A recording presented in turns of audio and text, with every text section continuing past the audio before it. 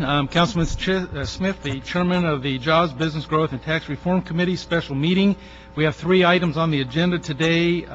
Mr. Wesson will not be with us this morning because he's in another committee, and Ms. Gruhl, who is going to address us shortly, is on her way up from the garage. So we will begin with items 1 and 2 combined, and then we can hear from the coalition first, and then combine it because they are relative to each other. And Ms. Gruhl will be addressing us shortly. So, Martin, it's your show.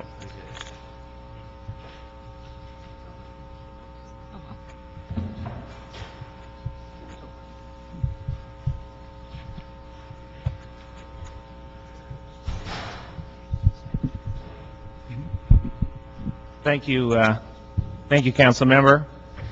Appreciate the opportunity to be here in front of you. It's a real honor. And I want to thank you for making time to hear about the release of our report today. I'm Martin Schlageter with the Coalition for Clean Air, and beside me is Joe Linton, who has been a primary author on the report that is being released today.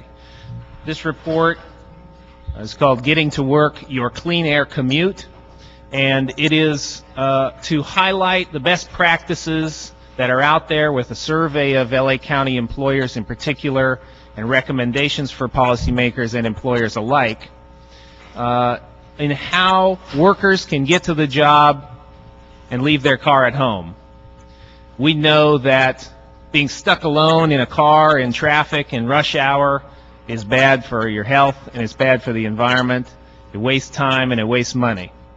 And you'll find in our report, which is online today, that the solutions are good for workers and good for businesses alike. So I think it's totally appropriate to have this in front of your committee here today, and I hope we will give you some salient ideas.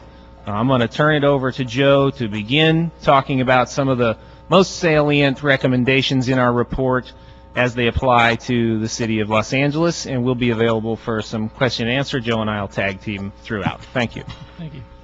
So we prepared a slideshow which we're doing on paper. So printed on both sides. Very good. Yeah. To cover the report, just a little notion on the city. The problem we know is this gridlock that's hurting the air, that's hurting the environment, that's hurting folks who are stuck in that gridlock. A lot of what the city's been good at is adding more supply, widening streets, trying to get more cars through.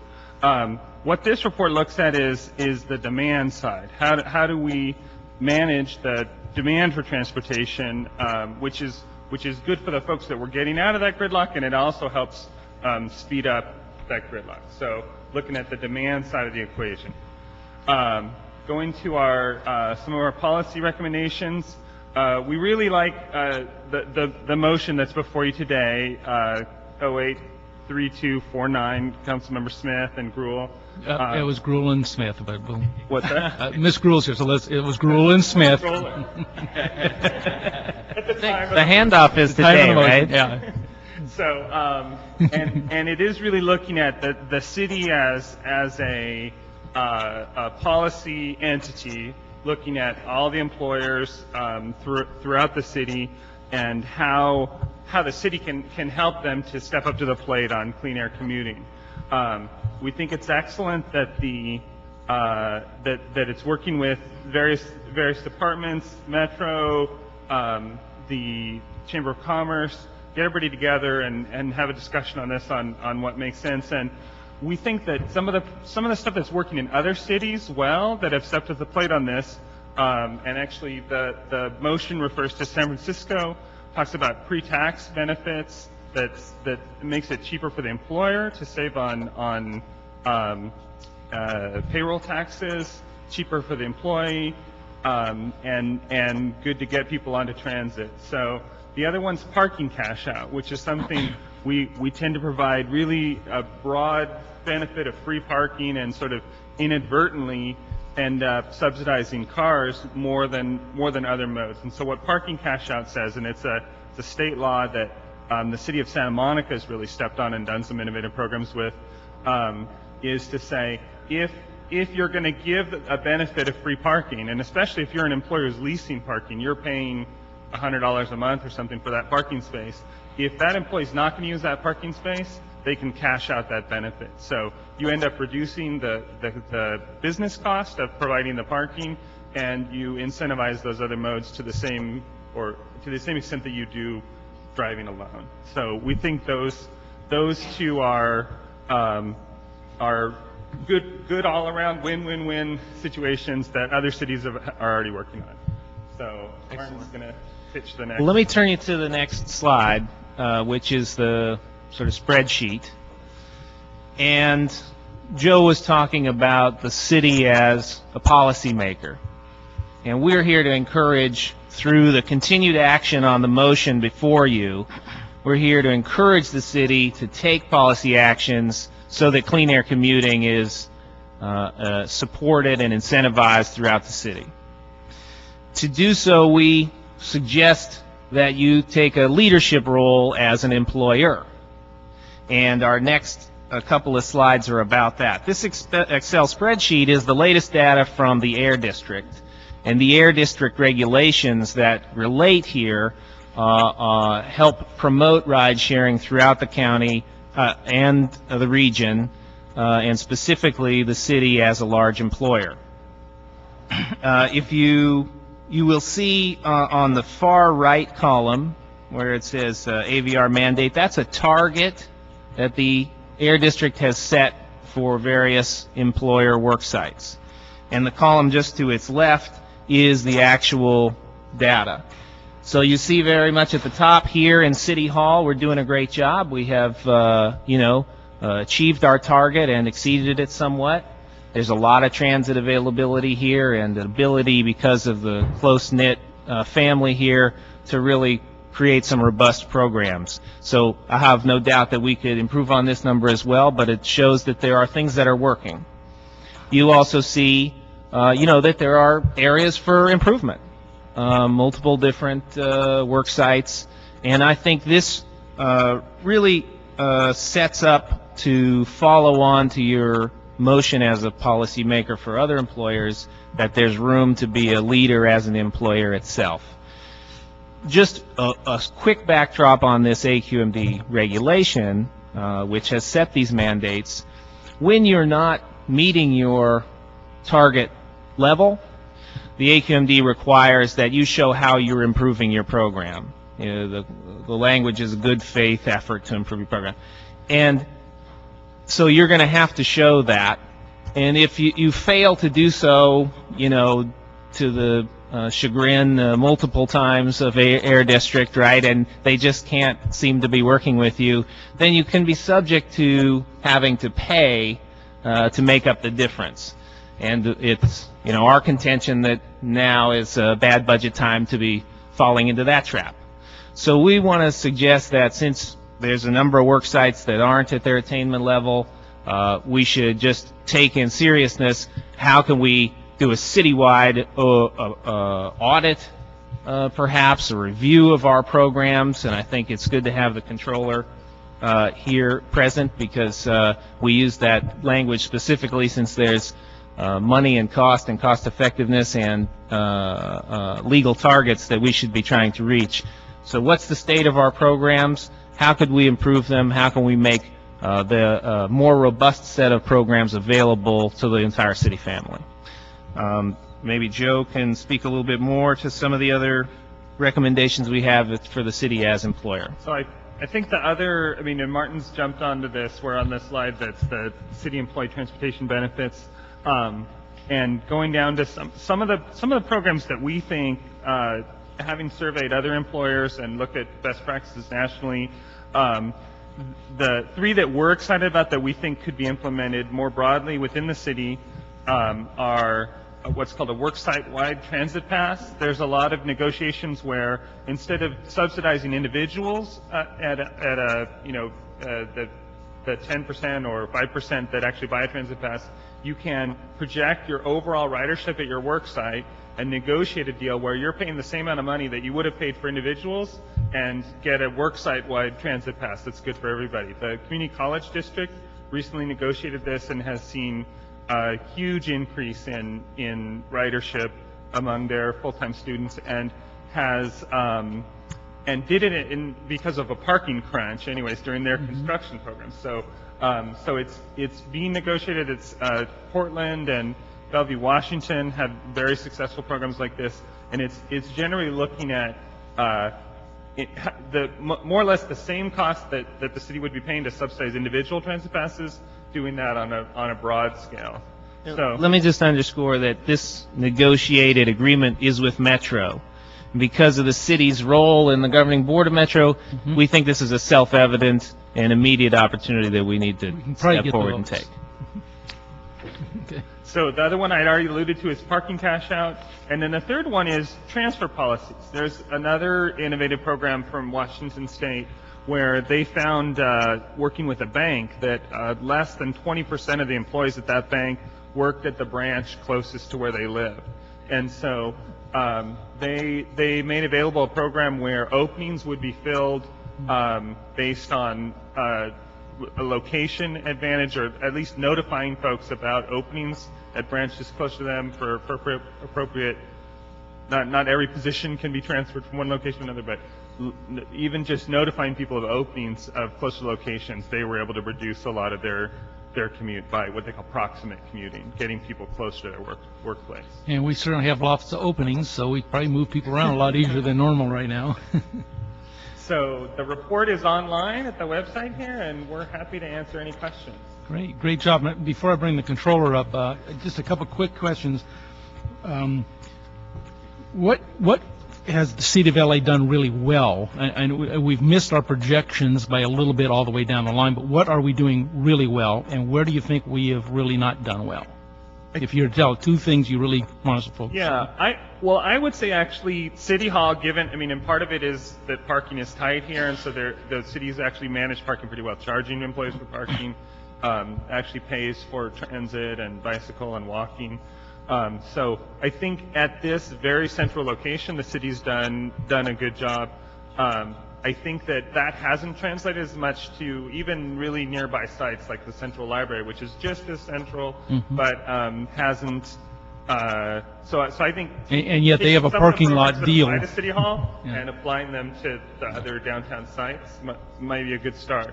Yeah, we've had long discussions in the controllers here in Budget and Finance Committee about the parking at the library and the way they give it away, and evidently not giving it to the employees, and we're penalizing volunteers who are coming in, charging them parking, and we didn't really have a good ride-share program for even volunteers. So, and as we talk about that parking, situation, one of our recommendations as you get into the meat of our full report rather than this abbreviated version is that if you're going to change a free parking allowance for employees, you need to make sure that they have also been given a robust set of options to make that an easy change.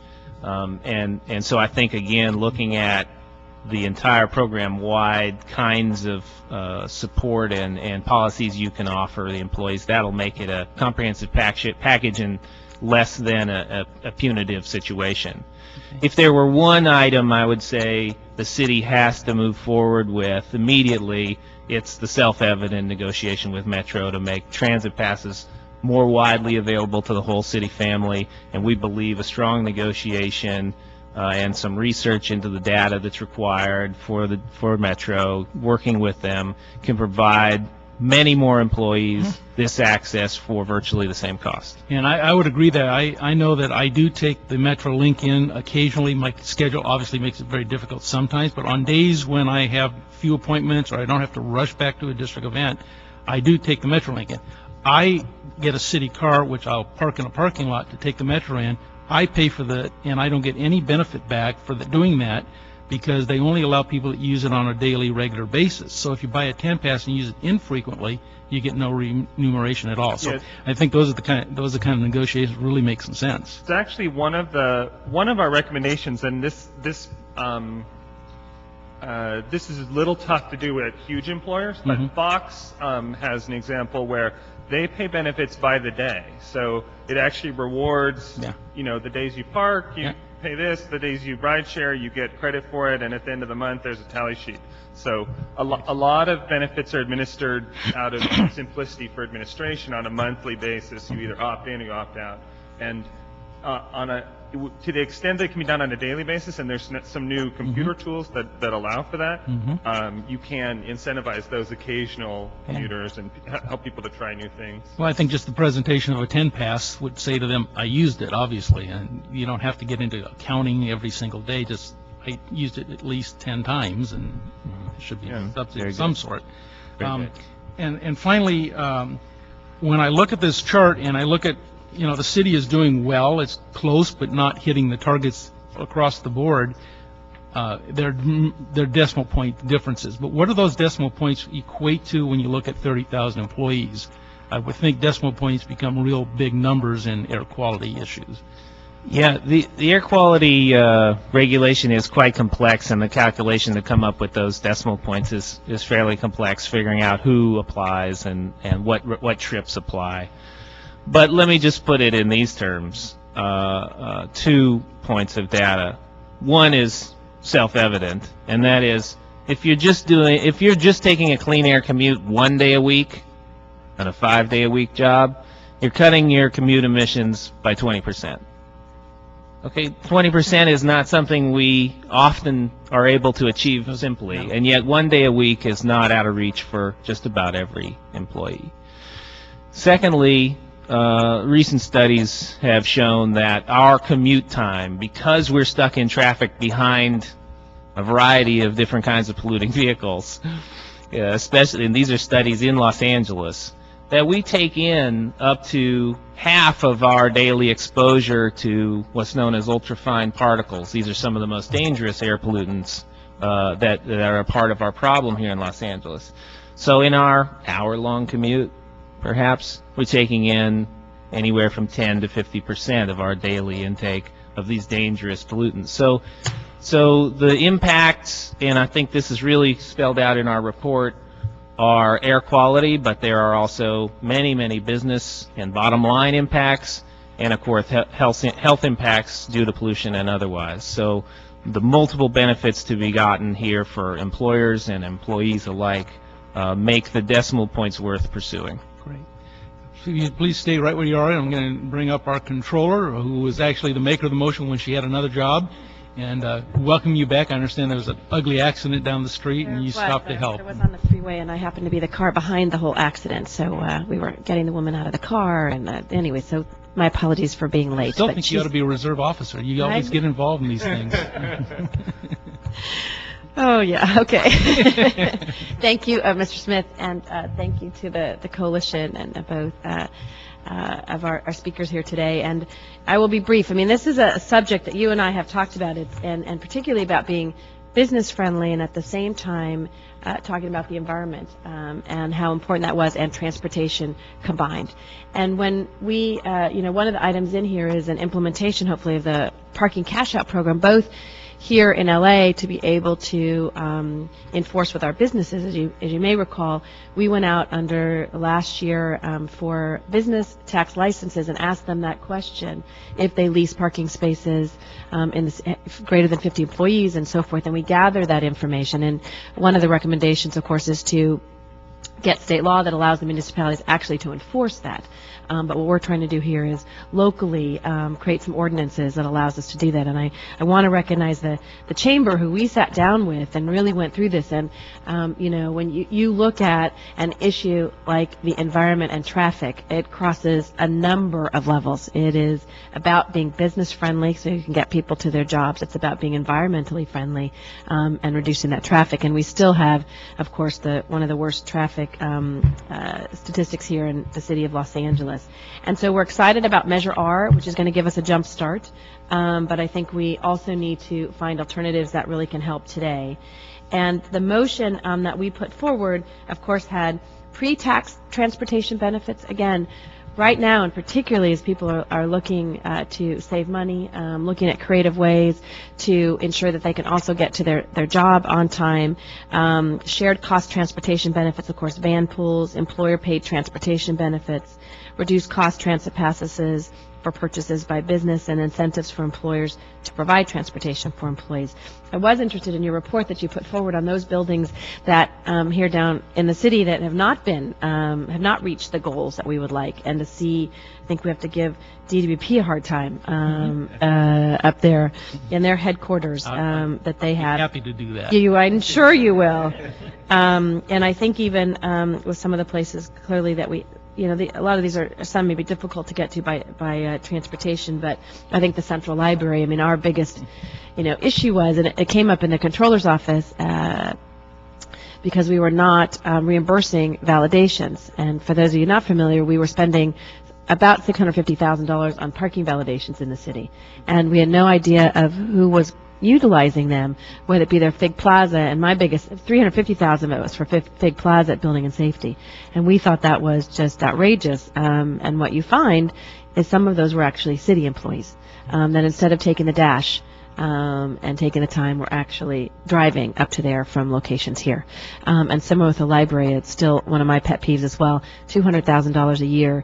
Although I think there should be some validation, there has to be some credibility in doing that. And so we look forward. But, one of the, I think you're going to instruct people to come back on a number of these reports. But one issue is also parking policy and parking meters. And how to reduce people's transportation. There have been studies, and it's very difficult to convince some of my small businesses to do this, but if you have very cheap parking meters in front, I know you don't have any parking meters in your district, Greg, so you're very lucky. They're coming. But they're coming. They're coming. But if you have a very cheap parking meter in front of a business, people are going to park there. They're going to stay longer. And similarly, if you were going to that location, you're going to drive around several times the block and create traffic and increase in pollution because you're trying to find the cheapest parking space you can and just waiting for someone to pull out. Interestingly, I had a business owner yesterday tell me that a few businesses on Ventura Boulevard have said they like the new parking meters and the cost of it is people are coming. There's much more traffic as far as people coming, not traffic in the community, but traffic coming into their business.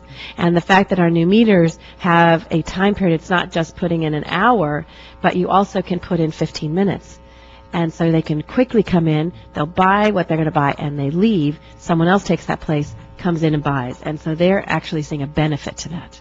Now, not every business agrees with that position, but there are a few there that have actually experienced it. So I think we have to look creatively and in a financial time and encourage people to take public transportation. Greg, I know I want to compliment you. I know you've been really taking transportation a lot lately. I'm sure you may have before, but I noticed it during budget where you said I have to leave by 8:30 because I have to be able to get the last train to get out, which is a whole other issue in the city as far as encouraging MTA and others to extend some of the time period so it makes it, I think, easily accessible. So for me as not only a council member but controller, this is a very important issue that I want to see move forward, and if we can be of assistance, I want to thank you for having me. One of the discussion points was an audit of the parking program.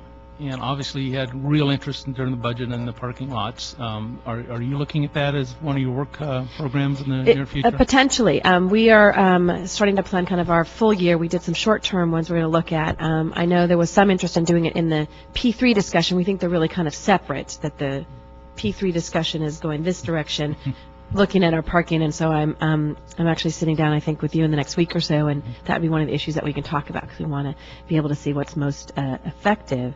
But parking policy and how looking at parking cash out, looking at the other things, I think is critically important. I mean, obviously, if we don't have to do the city attorney's office, you got more time to. That's right, exactly. Another an inside joke, yeah. Thank you very much. I'd like you to stay, and we call up a couple speakers, so you may want to answer any questions they may have. But Sam Garrison. Sam? Good morning. Morning. I'm Sam Garrison with the LA Chamber, and wanted to thank first and foremost you, Mr. Chair, and now Controller Wendy Gruhl, for reaching out to us last year with this idea. We think that it's absolutely fantastic to be able to partner with the coalition and with the city and with businesses throughout LA to develop a menu of incentives and options that work for all different sizes and types of businesses. What we heard prior to the economic downturn was traffic was the #1 issue for most of our businesses.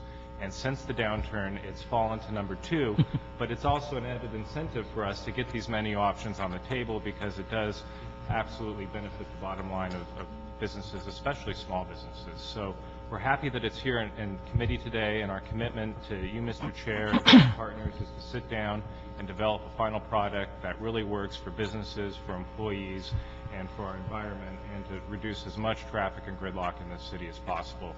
And just so you know, at the Chamber, we have, for about 3 years now, subsidized transit passes for our employees.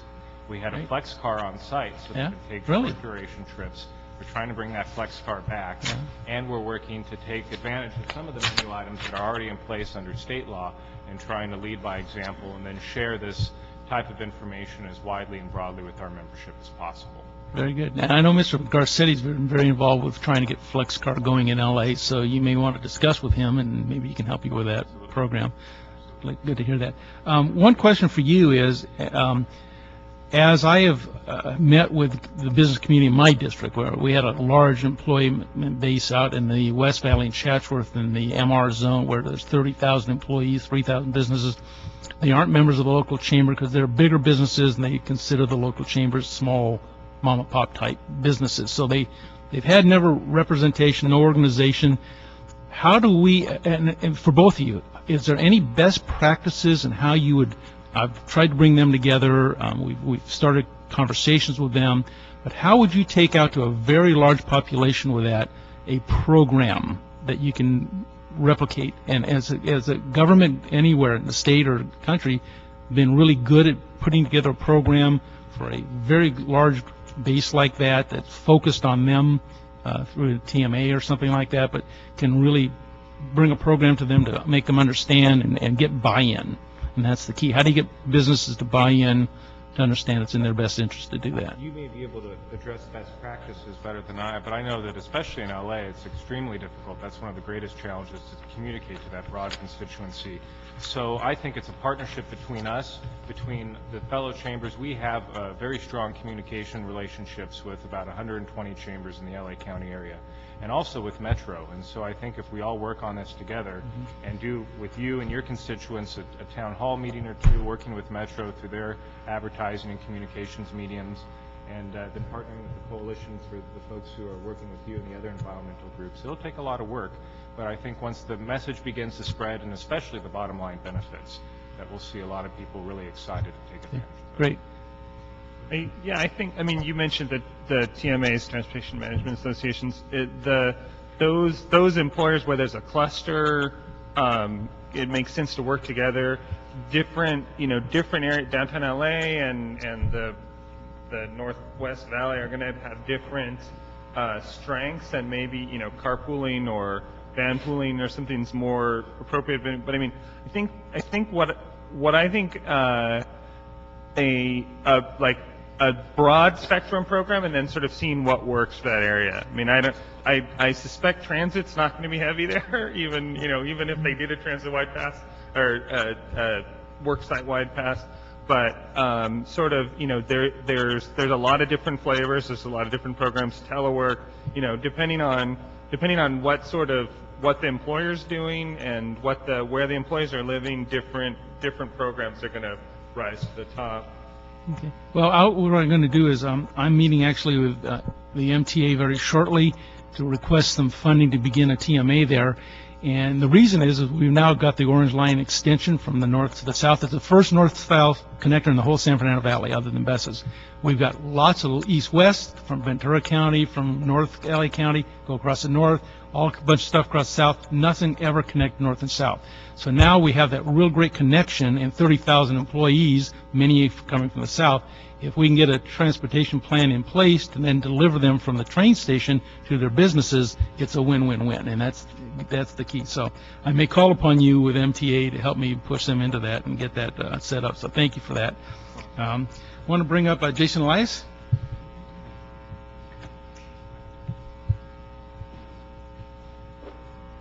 Good morning, council member. We are here, not surprising. My name is Jason Elias with Service Employees International Union, Local 721. We represent about 10,000 city employees, and we just want to say we wholeheartedly support the the recommendations in the report. I'm going to give a quick example. One of the sites on the list, targets not reached, the Central Service Yard and Recreation and Parks. Well, first let me say we sit on the citywide, which all unions in the city of Los Angeles sit on the Joint Labor Management Committee on Commute Options and Parking. And this committee is charged with, managing, commuting and many of these transit-oriented programs that we're talking about today. There has not been one mind between the city and the union. We absolutely agree with incentives to help to reach these mandates. However, the CAO came up with a recommendation for the Central Service Yard, which is right next to Glendale, in Atwater, where there's plenty of free parking. And they said, in 2 weeks, we're going to start charging for parking here. So we believed at the time that this would have ended up in employees basically getting pissed off and saying, we're going to go park on the street. And so my point here is it was not a comprehensive approach to trying to encourage folks to stop driving and start commuting in many of these other ways. I think the report's recommendation for parking cash out is brilliant, frankly, and I think that many of our 10,000 members who work in places like the Central Service Yard, Hyperion, the Harbor Department, and Van Nuys Civic Center would avail themselves of these programs. Especially the Central Service Yard is right next to a Metrolink stop, and so we need to work on incentives. We want to invite actually Coalition for Clean Air and Joe and the authors of the report to come to the Joint Labor Management Committee so that we can engage all of the unions and the CAO in this discussion, and we absolutely welcome a audit of these programs, and we want to work together with the Controller's Office to see what works, as you asked, and how we can move forward. I just think this is a great idea, and our members are looking forward to seeing, as Martin put, a robust set of options to get them out of their cars and start commuting in other ways. Yeah, thank you very much, and I think we've taken the easy road, I think, in a lot of our decisions, and we need to be more outside the box thinking on this stuff. So I appreciate that, and one of the recommendations I will then add to my recommendations, we're going to hear from the CLA in a moment, but we'll add that this Clean Air Coalition be invited to the Joint Committee to make a presentation. I think it'll be very valuable. So I thank you very much. No problem. With that, if there is no one else wishes to comment on these items, the CLA has some recommendations for a few additional changes. Thank you, sir. Yes, thank you. Please stay. Marisa Zarantry at the CLA's office. Our office has been involved in specifically the park and cash out since 2006 when that was first introduced. I just wanted to clarify a couple things on the amendments that were made in the Transportation Committee on this motion. I don't think are accurately reflected in the council file, and that was to expand the working group to include the AQMD, Department of Transportation, City Attorney, and then a group that came and spoke fast, fixing Angelino stuck in traffic, and then obviously with the Coalition of Clean Air would be helpful. And the Personnel Department, who oversees the commute benefits, obviously needs to be involved, so I would recommend that those... Is the Controller's Office in part of that, in the committee?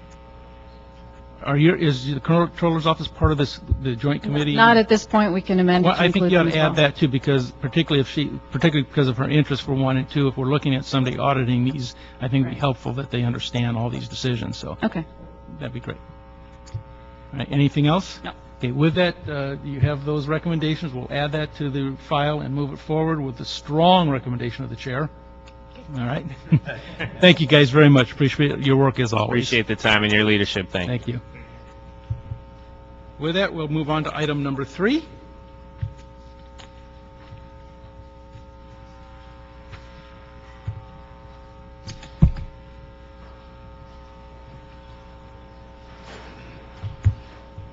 Good morning. Item number 3 is another Smith motion. No, it was Perry. Item number 3 is motion Perry Smith relative to requesting that the Department of Public Works develop a public infrastructure stabilization ordinance and that the Chief Legislative Analyst, City Attorney, Bureau of Contract Administration, and Community Development Department report on the matter. And this matter is also referred to the Public Works Committee. Very good. Thank you. Public Works has not heard it yet, is that correct? Correct. Okay.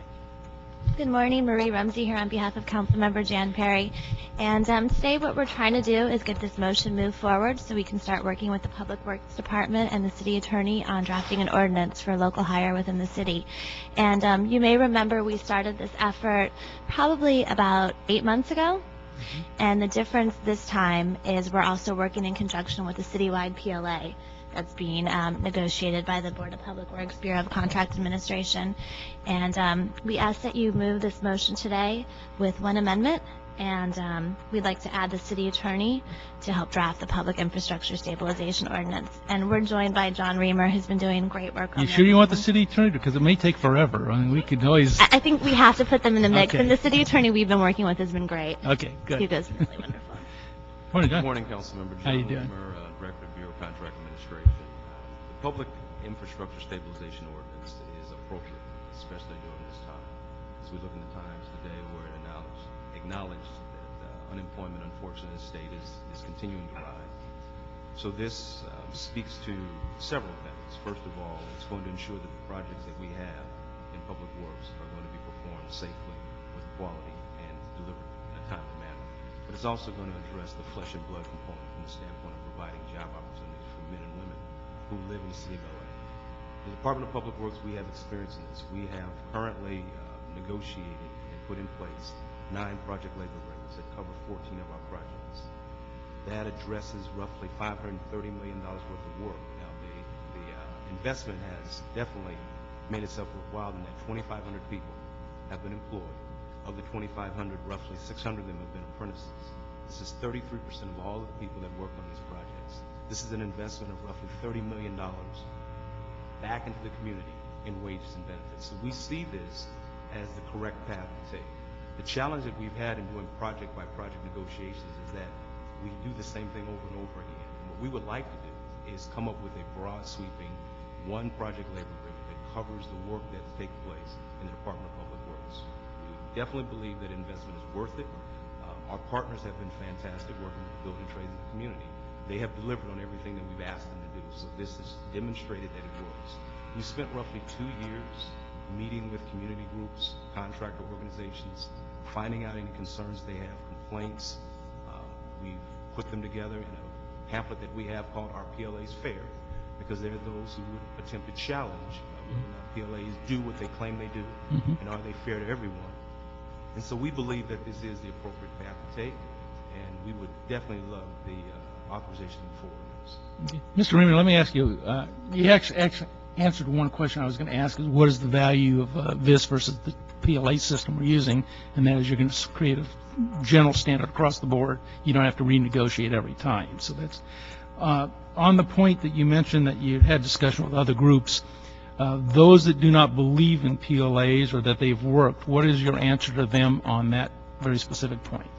Unfortunately, the challenges that we get are very ambiguous. There's no real specific argument that someone can bring that has merit to it.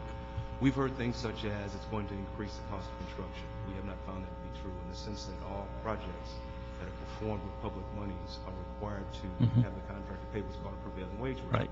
In some instances, that prevailing wage rate may be higher, may be lower than the cost of using a union employee. There are those who argue that a PLA is discriminatory in that it forbids non-union contractors from working on projects. We have not found that to be the case at all. On several of our projects where we have PLAs, we have non-union contractors that do work and they successfully complete their contract, and we don't have any real problems. There are those who will argue that it doesn't promote opportunities for those who live in the community. That clearly is not the case because we're averaging over 33%, and we're having a phenomenal success rate with our apprenticeship participation. So I just think there are those who they have their personal reasons, and I don't want to get into the personal reasons.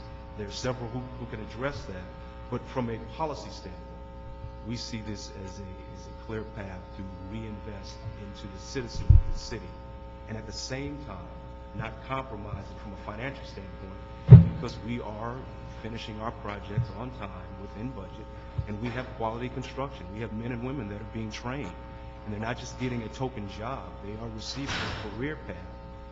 and it benefits us in the long run as well as in the present. Okay. Great, thank you. Please stay there. I'm going to ask Richard Slauson to come forward. Good to see you here, Richard.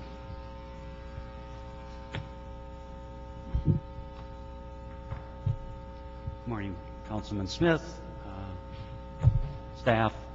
I could say ditto, but John did such a great job of explaining our partnership that we've had with the City of Los Angeles and other public agencies in completing projects with project labor agreements. And it is a partnership. It's a partnership of the public agency, of labor, and the contractors in seeing these programs work. Not only, and first and foremost, that the projects are getting done on time within budget, which is the main purpose of putting this all together, to make sure that there is a common interest in seeing the projects that are done. But the great benefit along with that of seeing local workers having an opportunity to make a career in the construction industry through these outreach and local hire programs that have been utilized in the agreements.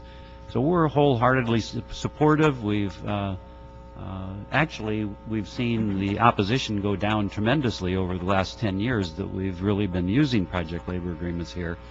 Other areas of the country, there still is some opposition and challenges in front of political bodies, but I don't know if there's anyone here today that is here to speak against this proposal, but I would be surprised because of the great success that we've had in these partnerships. So we're here to support it.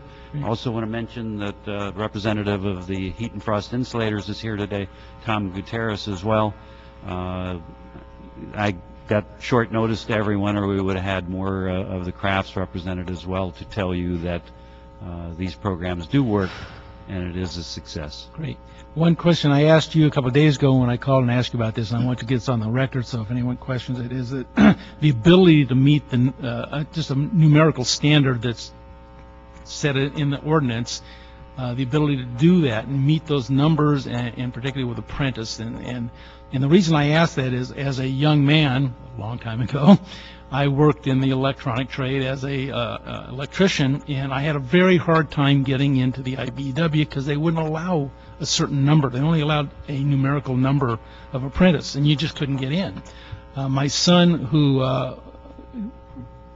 graduated from USC with a degree in film school, one of the top film school in the country, tried to get in the union, and because he knew too much, the old guard of the union didn't let him in the union because they're trying to protect the jobs for the guys that didn't know high def and all these new technologies. And so my concern is sometimes unions have had limitations on apprentice programs to control their membership and protect their membership, their older members who may not have the new skills of like IBEW. People know solar installations and their old guys don't. So I just want to make sure, and that was a discussion kind of we had yesterday or 2 days ago about there are apprentices available, that these are robust programs now, that there's always going to be ability to meet those artificial numbers we put in the ordinance. Yes, absolutely. And all of the project labor agreements are project specific. They're related to projects. When you have the work and you know that you have the local hire requirements, you can plan for that. The ongoing need for apprentices is future jobs as well. This is not a one-job program. You cannot succeed in the construction industry as for a career path if it was only attached to one job. So one of the reasons we want to do a 5-year agreement that would provide coverage for future projects as well is that when you bring someone in to apprenticeship, they have an apprenticeship that might last 2, 3, 4, or 5 years depending on the craft or trade, so that those job opportunities that are made available through this partnership are available on future jobs as well. So absolutely, there are openings, and the local hiring requirements under these agreements provide the first step to city residents to come in as a exception to the normal intake process for apprenticeship, because it's job related too. The labor and management operate the apprenticeship programs. It's contractors and representatives from labor. They plan the numbers that will be taken into apprenticeship based on what the future projection is, which right now in this economy is not very great. However, when you can connect the local hire to particular projects and future projects based on dollar estimates that a public agency would have, you can open the door to those local residents that live within that agency's catchment area to provide that future opportunity. And so you and John, you feel there's enough flexibility that should the union not be able to provide enough apprentice or meet those numbers, there's flexibility to negotiate or work around that if that happens? Because there will be a time in the future, God willing, where we have a shortage of people doing work because there's too much work to be done. And that's where my fear is that you're not able to meet those kind of numbers at that point. The partnership has worked well in that we're focusing on two things, not just opening doors, but also making sure that those who come inside those doors don't get frustrated and leave. Mm-hmm. So retention is also a key area that the building trades are committed to. So as Richard said, this 5-year window, we will only be able to let so many in. We understand that. But the numbers that we establish with respect to our outreach efforts are going to continue to monitor those who are inside the program. So we want to not only provide assurance that the door will open, but once you come inside, we're committed to you to get you to that place where you become a journey level worker. That is our goal. And from what I understand, that's what many of the council members would like to see also. There has been a very deep push and a long push to make sure that we have solid apprenticeship training opportunities. Our commitment to this particular and others like this says, fine, we want to partner with you. We identify in our project labor agreement building trades as a referral agent of record, so they understand that we're processing all of the employees onto those projects through them. So they work with us intimately, and we will throttle, we will open up and shut down as it goes, because we don't want to bring in so many that those that we bring in now, they can't work, and if they can't work, they can't grow and become a journey level worker. So I'm taking a long time to answer your question, which is yes. I'm comfortable. My apologies for starting to go. I've been around here long. I'm used to it. It's all right. It's no big deal. You ought to come to somewhere. Yeah. I will the next time. As soon as he gets this ordinance, then he'll kick. Just to add to it, we have had about 25, 30 major public works project labor agreements, and there has been not one where the project agreement was implemented at the beginning of the project, so all of the partners, the contractors, and everyone knew what the requirements were. There has not been one that has not met the 30% goal. Excellent. That's a perfect answer. Thank you very much. With that, if there are no other speakers on the queue, which there aren't, we'll move this forward with the recommendation and with the amendment that the CD9 brought in. And thank you all very much for being here. Thank you for explaining it. And with that, that ends our agenda. If there are anyone wishing to speak to the committee on a non-agenda item, please come forward at this time. Seeing none, the meeting is adjourned.